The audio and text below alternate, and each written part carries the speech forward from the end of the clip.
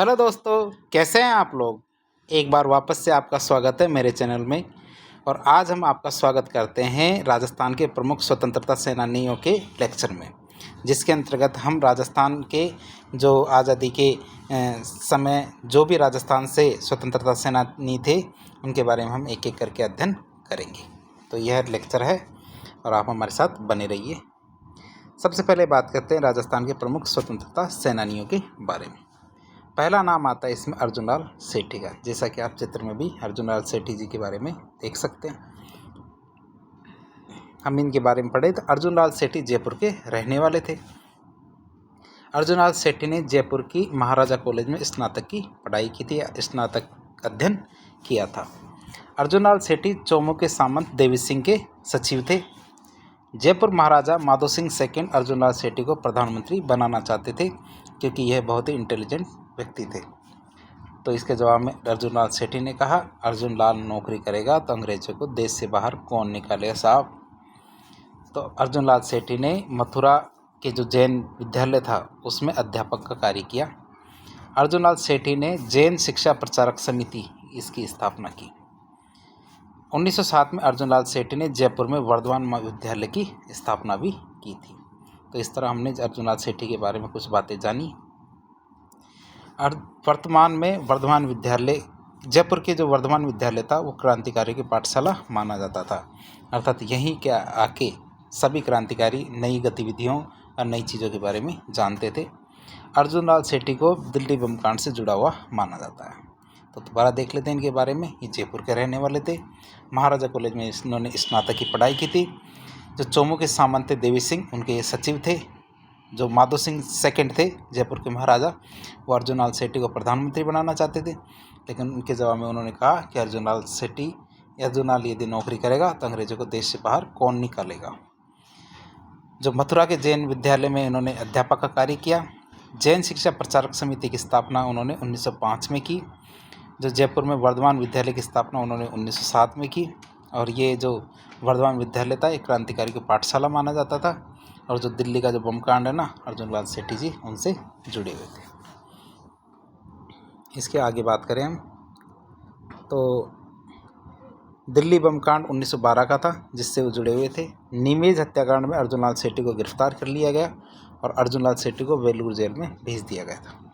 तो नीमेज हत्याकांड था, उसमें अर्जुनलाल सेठी को गिरफ्तार किया गया और अर्जुनलाल सेठी को वेलूर जेल में भेज दिया गया। नीमेज हत्याकांड 1913 का था और वेल्लूर हमारे तमिलनाडु में एक जगह का नाम है, तो उस जेल में भेजा गया था। नीमेज नामक स्थान बिहार में है। नीमेज को वर्तमान में आरा के नाम से जाना जाता है, अर्थात बिहार में एक ज़िले का नाम आरा है। अर्जुनलाल सेठी ने वेल्लूर जेल में भूख हड़ताल की थी। अर्जुनलाल सेठी ने गांधी जी के असहयोग आंदोलन में भी भाग लिया था। अर्जुनलाल सेठी को राजपूताना और मध्य भारत में कांग्रेस का अध्यक्ष बनाया गया था। अब राजपूताना और मध्य भारत में क्या है, कांग्रेस का अध्यक्ष बनाया गया अर्जुनलाल सेठी को। बाद में अर्जुनलाल सेठी ने सक्रिय राजनीति से संन्यास ले लिया। दरगाह, अजमेर की जो दरगाह है उसमें अर्जुनलाल सेठी ने अरबी और फारसी पढ़ाना शुरू कर दिया। अपनी जो अजमेर की यात्रा थी उसके दौरान गांधी जी ने अर्जुनलाल सेठी से मुलाकात की थी। तो इस अर्जुनलाल सेठी के बारे में हम पढ़ रहे हैं अभी। तो अर्जुनलाल सेठी के बारे में कुछ बातें और जान लेते हैं। अर्जुनलाल सेठी ने अशफाक उल्लाह खां को जयपुर में रखा था, अर्थात जब काकोरी ट्रेन त्रासदी हुई थी, अर्थात शहीदी हुई थी, तो काकोरी ट्रेन त्रासदी के समय अशफाक उल्लाह खां भागकर अर्जुनलाल सेठी के पास आ गए थे। तो जयपुर में अर्जुनलाल सेठी के पास ही अशफाक उल्लाह खां रहे थे। अजमेर में ही अर्जुनलाल सेठी की मृत्यु हुई थी और मृत्यु के बाद अर्जुनलाल सेठी को दफनाया गया था, जलाया नहीं गया। ये उनके लिए खास बातें थी। अब अर्जुनलाल सेठी की कुछ पुस्तकों के बारे में बात करें।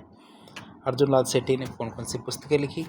अर्जुनलाल सेठी ने स्त्री मुक्ति नामक पुस्तक लिखी, शूद्र मुक्ति नामक पुस्तक लिखी। अर्जुनलाल सेठी के कुछ नाटक थे, महेंद्र कुमार, मदन पराजय और पार्श्व यज्ञ। ये 3 नाटक लिखे थे अर्जुनलाल सेठी ने, महेंद्र कुमार, मदन पराजय और पार्श्व यज्ञ। जो नीमेज हत्याकांड था, नीमेज हत्याकांड में अर्जुनलाल सेठी को गिरफ्तार किया गया था। उसके और अन्य आरोपी कौन कौन थे। मोतीलाल, उनको फांसी दी गई। विष्णुदत्त को कालापानी की सज़ा दी गई। जयचंद फरार हो गए थे। जोरावर सिंह भी फरार हो गए थे। माणिकचंद सरकारी गवाह बन गया था और शिव नारायण भी सरकारी गवाह बन जाता है। तो इस तरह हमने अर्जुनलाल सेठी के बारे में पढ़ा। अब बात करते हैं अगले क्रांतिकारी केसरी सिंह बारट के बारे में। केसरी सिंह बारट के बारे में बात करें तो केसरी सिंह बारट के बारे में बात करते हैं। इनका जन्म स्थान देरावर पुराखेड़ा में शाहपुरा रियासत में, जो भीलवाड़ा में थी, उसमें हुआ था। केसरी सिंह बारट ने मेवाड़ तक कोटा रियासतों में कार्य किया था। केसरी सिंह बारट के बारे में तो आपने पहले भी सुना होगा। ये आप चित्र देख सकते हैं महान स्वतंत्रता सेनानी केसरी सिंह बारट को। केसरी सिंह बारट के कहने पर, अर्थात केसरी सिंह बारट के कहने पर श्यामजी कृष्ण वर्मा ने मेवाड़ रियासत में काम किया था। केसरी सिंह बारट के कहने पर क्या किया था? श्यामजी कृष्ण वर्मा ने मेवाड़ रियासत में आके कार्य किया था। 1903 में गवर्नर जनरल लॉर्ड कर्जन ने दिल्ली रियासत दरबार का आयोजन किया था। 1903 में क्या है, गवर्नर जनरल लॉर्ड कर्जन ने क्या किया था? दिल्ली दरबार का आयोजन किया था। और मेवाड़ राणा फतेह सिंह दिल्ली दरबार में भाग लेने के लिए जा रहे थे।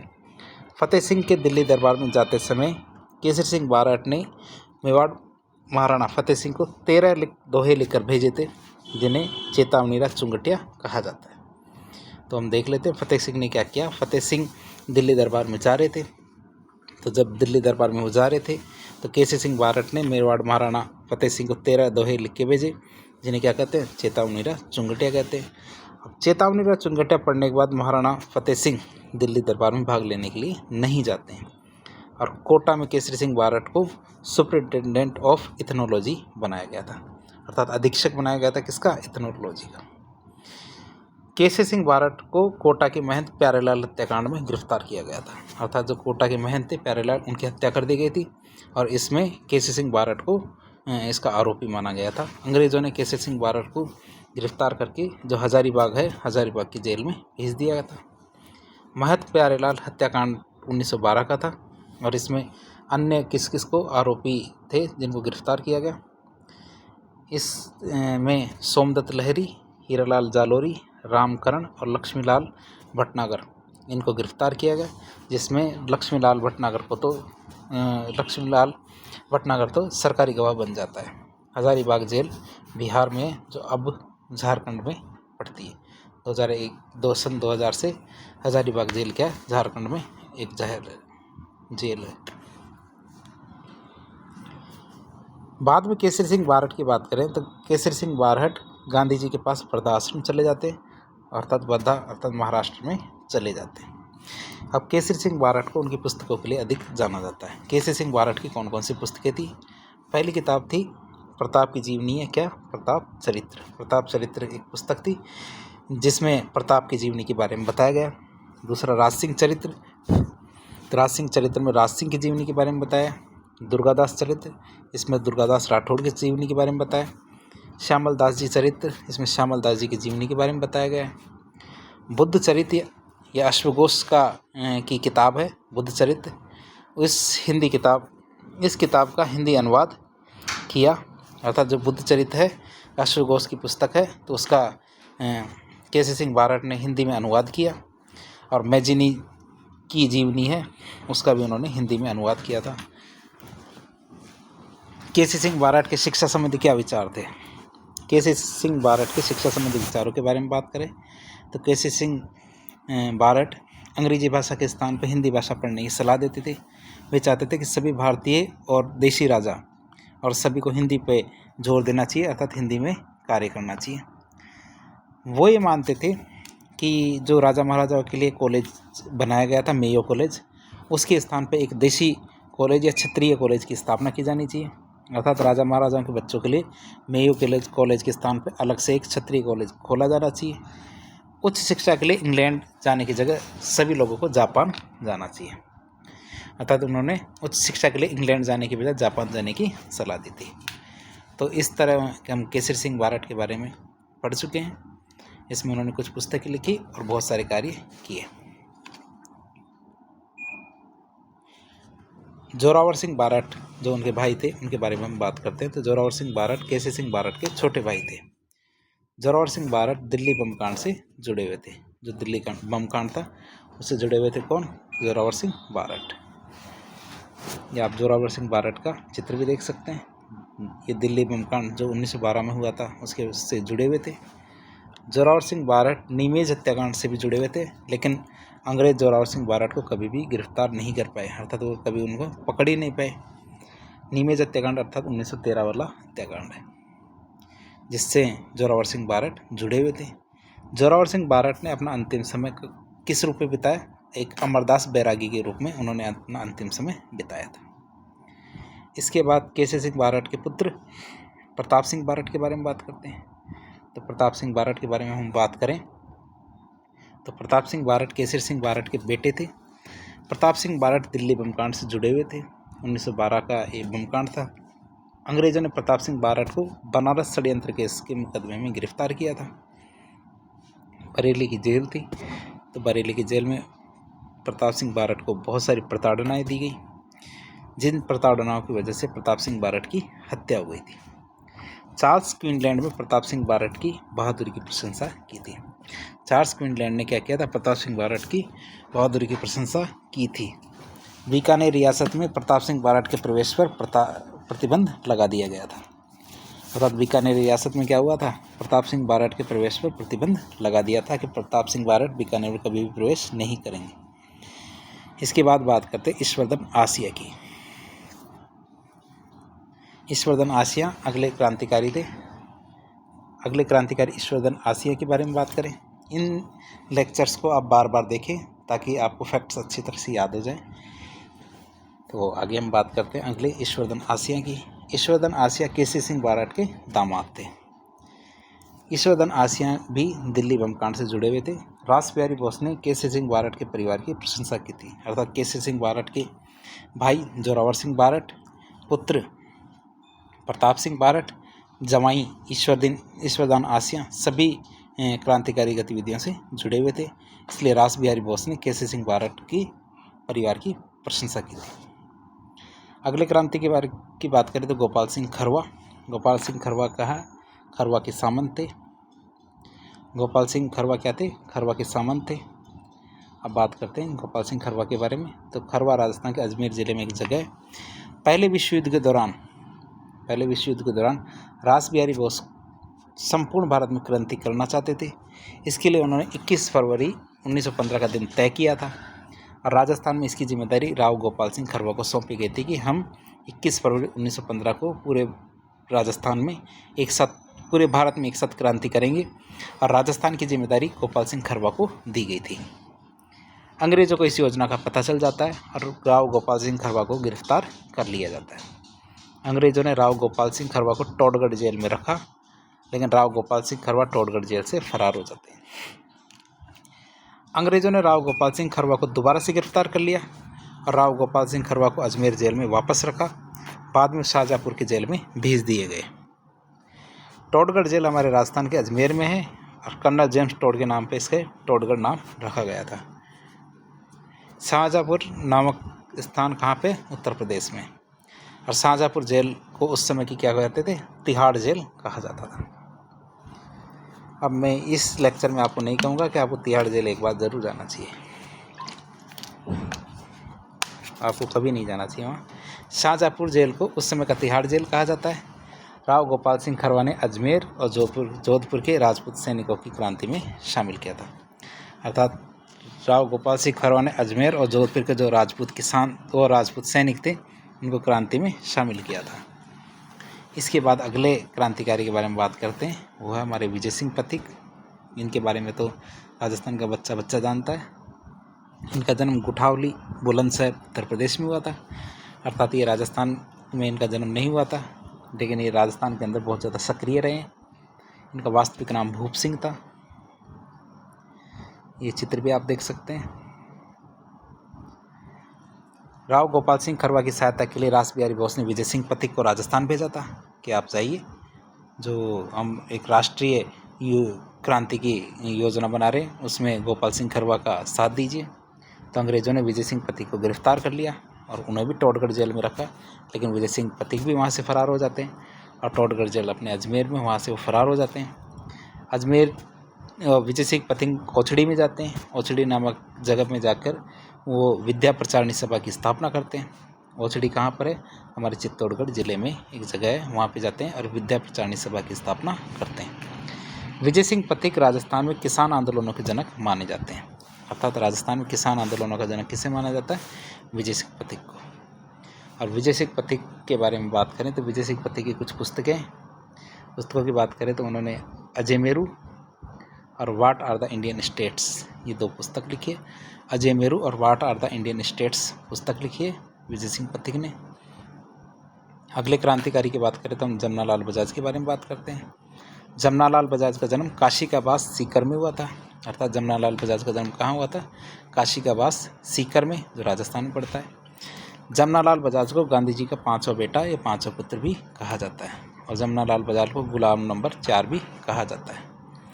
जमनालाल बजाज को क्या कहा जाता है? गुलाम नंबर 4 कहा जाता है।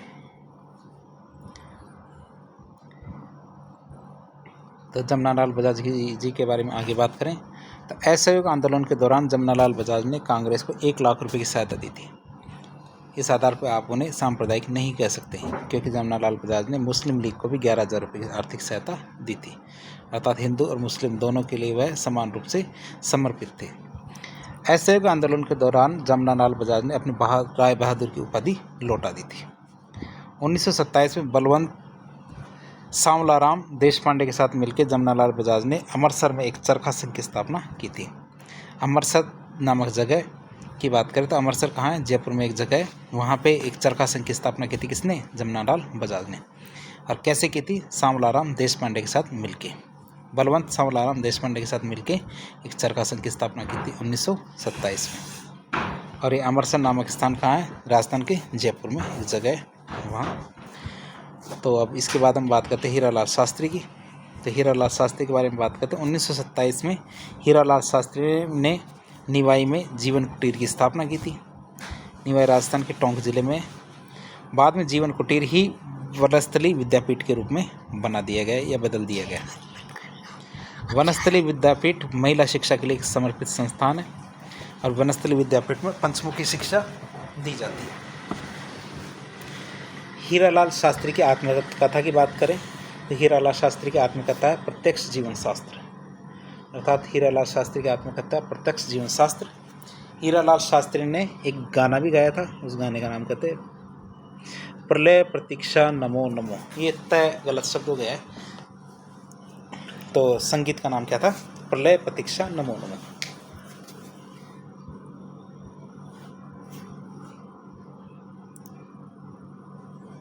मैं आपके लिए दोबारा लिख देता हूँ। ये ये लय और ये प्रलय प्रतीक्षा नमो नमो कहेंगे इसको।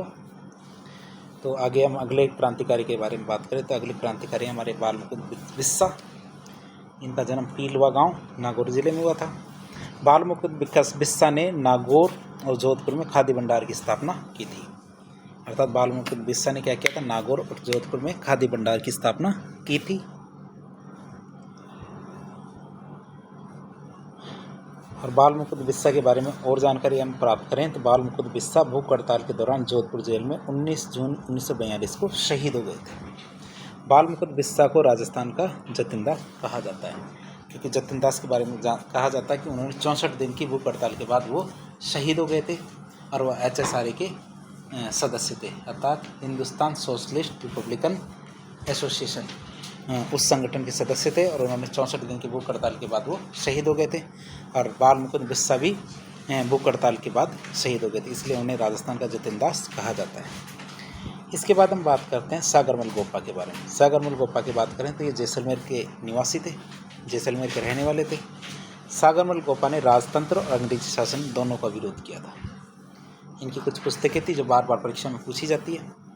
पहली पुस्तक हमारे आज़ादी के दीवाने, दूसरी जैसलमेर का गुंडाराज, तीसरी रघुनाथ सिंह का मुकदमा। ये 3 किताबें कई बार परीक्षा में मिलान के लिए पूछी जाती है।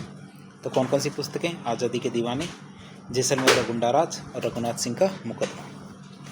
जैसलमेर और हैदराबाद रियासतों ने सागरमल गोपा के प्रवेश पर प्रतिबंध लगा दिया था, कह दिया था कि आप हमारी रियासत में प्रवेश नहीं करेंगे। 3 अप्रैल 1946 को जवाहर सिंह के शासनकाल में सागरमल गोपा को जैसलमेर जेल में जिंदा जला दिया गया था। और जवाहर सिंह कौन था? जैसलमेर रियासत के राजा थे। अर्थात जैसलमेर की रियासत के राजा जवाहर सिंह ने उन्हें जैसलमेर की जेल में जिंदा जला दिया था। सागरमल गोपा की हत्या की जांच के लिए गोपाल स्वरूप पाठक आयोग गठन किया गया था। अर्थात गोपाल स्वरूप पाठक आयोग किस लिए बनाया गया था? सागरमल गोपा की हत्या की जांच के लिए बनाया गया था। गोपाल स्वरूप पाठक आयोग का अध्यक्ष कौन था? गोपाल स्वरूप पाठक ही थे। इसके बाद अगले क्रांतिकारी की बात करें, रमेश स्वामी।